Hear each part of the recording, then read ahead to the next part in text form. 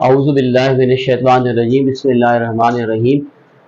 दोस्तों, हमारी regular part of speech की जो क्लासेस चल रही थी वो तो चल ही रही हैं अपनी जगह पर, लेकिन अभी काफ़ी स्टूडेंट्स ने मुझे रिक्वेस्ट की थी कि सर अभी हमारे पेपर शुरू हो रहे 9th और मैट्रिक के, तो उस हवाले से जो हमारा बोर्ड की तरफ से 2023 वाला मॉडल पेपर आया है, तो उस पर आप वीडियो बना के हमें थोड़ा सा उसकी एक्सप्लेनेशन दे दें। तो उस हवाले से मैं कुछ चीज़ें हमेशा जो है अपनी क्लास में भी स्टूडेंट से कहता हूँ कि हमारे काफ़ी बच्चों को पेपर के आंसर्स तो आ रहे होते हैं, लेकिन उन्हें पेपर प्रेजेंटेशन नहीं आ रही होती है कि हम अपने पेपर को अपने आंसर शीट के अंदर आंसर कॉपी में कैसे मैनेज करेंगे। तो उसके लिए कुछ टेक्निक्स हैं, हम पहले उस पर डिस्कस करते हैं, फिर सेक्शन बी का जो हमारा ग्रामर वाला सेक्शन है उसको हम डिटेल से इंशाल्लाह डिस्कस करेंगे। हम आपको उसके आंसर्स भी सॉल्व करके बोर्ड के ऊपर आपको बताएंगे इंशाल्लाह। तो शुरू करते हैं। देखिए, हमारी जो कॉपी होती है, जब कॉपी को आप टर्न करेंगे तो लेफ्ट हैंड के ऊपर फिर लाइनें होंगी, उस पेज को आपको यूज नहीं करना। उसके बाद वाला जो नेक्स्ट पेज होगा उसको हम पेज 1 एक्सेप्ट करते हैं। और जब आपको क्वेश्चन पेपर मिलता है तो दो पेपर मिलते हैं। पहले आपको एमसीक्यूज के पेपर मिलता है और उसके बाद फिर आपको सेक्शन ए और बी का। और लास्ट पेपर्स हुए थे, उन्होंने उसमें ये प्रैक्टिस की थी कि एक साथ ही उन्होंने एक साथ सारे पेपर दे दिए थे। तो उसके साथ जो है ना वो कोड भी लिखा हुआ होता है, कोड ए, कोड बी, कोड सी।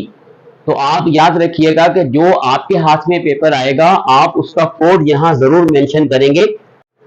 आंसर कॉपी जो है वो क्वेश्चन पेपर से 10-15 मिनट पहले आपको मिल जाती है, ताकि आप इसका जो मेन टाइटल पेज है ये फिल कर दें। उसके बाद भी आपके पास टाइम बच जाता है तो आप अपना टाइम सेव करें और उसे मैनेज करें। जो पहला पेज है, जैसे मैंने आपको बताया, फॉर सपोज ये हमारा टाइटल पेज है जिसमें आपने नाम वगैरह लिखे हैं। अब इसके सेकंड वाला ये वाला पेज होगा, इस पर आपको कुछ भी नहीं करना, ऐसे छोड़ दीजिए।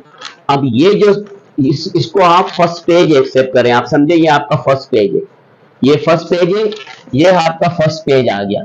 यहाँ आपने ये लिखना नहीं है आपको पेज 1, ये आपको समझाने के लिए मैंने हेडिंग डाली है। यहाँ Q1 लिखेंगे और यहाँ कोड आपको जो मिलेगा वो लिखेंगे। और आप इस तरह इसको बीच से एक लाइन लगा के दो पार्ट्स में डिवाइड कर देंगे और उसके ब्लॉक बना के ये 10 नंबर यहाँ आएंगे और 10 नंबर आपके यहाँ आएंगे। 20 नंबर के एमसीक्यूज होती है, 1 नंबर की 1 एमसीक्यूज होती है, 20 नंबर की 20 एमसीक्यूज होती है। तो अब जब ये आपके पास ये स्ट्रक्चर पूरा तैयार हो गया है, तो जब आपके पास क्वेश्चन पेपर आएगा तो आप पेंसिल से उसे सही तरीके से रीड कीजिएगा। जो राइट ऑप्शन आपको लग रहा है, मोटे पेन से और इतना मार्क नहीं करना, पेंसिल से उस आंसर के ऊपर हल्का सा डॉट लगा दीजिएगा और उसको रीचेक करते रहिएगा।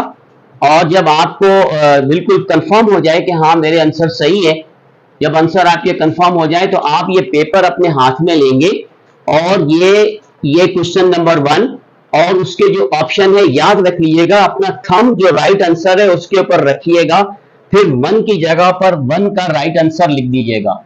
फिर आप अपनी थंब को नीचे लेकर आइएगा 2 के ऊपर, 2 का राइट आंसर जो आपने टिक किया है उस पर रखकर, और इस तरह ये आहिस्ता आहिस्ता करके, और जो आंसर आपको कंफर्म ना हो कि डाउट हो रहा है तो उसकी जगह आप यहां पर छोड़ दीजिएगा। हो सकता है बाद में कंफर्म हो जाता है या जहन में आ जाता है तो फिर आप इसे फिल कर सकते हैं, कोई जरूरी नहीं है कि आपको, लेकिन तरतीब आपकी वो रहेगी जो आपको बोर्ड के पेपर में तरतीब दी हुई है। यानी जो एमसीक्यूज पहली है वो पहली ही यहाँ आएगी। इसका मतलब ये नहीं है कि अगर आपको 6 आ रही है तो आपने अपनी तरतीब बना ली, नहीं, आप अपने हिसाब से ये करेंगे। ये आपका क्वेश्चन नंबर 1 हो जाएगा जो कि 20 मार्क्स का होता है, जो कि एमसीक्यूज होती है। फिर हम आते हैं सेक्शन बी के ऊपर। सेक्शन बी का हमारा जो क्वेश्चन नंबर 2 है, इसमें अक्सर बच्चे जो हैं वो बहुत बड़ी गलती करते हैं। वो गलती ये करते हैं कि इसमें एक तो ये है कि वो बहुत सारी अपनी एनर्जी उसमें लगा देते हैं कि हम ये क्वेश्चन आंसर जो है वो रट्टा लगा लें और याद कर लें। हालांकि आप देखें कि ये जो क्वेश्चन 2 जो होता है ये टोटल आपका 10 मार्क्स का होता है और आपको 5 क्वेश्चंस करने होते हैं इसमें, 5 क्वेश्चंस। इट मींस कि आपका 2 मार्क्स का एक क्वेश्चन है। 2 मार्क्स के एक क्वेश्चन के अंदर आप अगर इतनी एनर्जी लगा देंगे तो आपको इतने मार्क्स तो मिलेंगे नहीं। और फिर बच्चे क्या करते हैं कि 5 करने हैं, 8 दिए हुए होते हैं, तो अगर 2 आ रहे हैं तो यहाँ 2 लिख दिए, 1 लिख दिया, फिर बाद में याद आया तो एंडिंग में फिर दूसरा लिख दिया। अब इससे प्रॉब्लम ये होती है कि जो पेपर चेकर होता है वो पेपर यहाँ चेक करके जब इसको नंबर मार्क्स देके क्वेश्चन नंबर 2 को क्लोज कर देता है, मालूम चला एंड में उस बच्चे ने क्वेश्चन 2 का एक और पार्ट लिख दिया वहां पर, तो उससे फिर चेकर को जो है ना डिस्टरबेंस होती है। लिहाजा आप कोशिश करें कि आप जितना हलवा बनाकर आप पेपर चेकर को देंगे उतने वो अच्छे मार्क्स आपको देगा। तो आप जो सेकंड पेज है उसको क्वेश्चन नंबर 2 की हेडिंग डाल के शॉर्ट क्वेश्चन आंसर की ये पेज उसके लिए मुख्तस कर दें।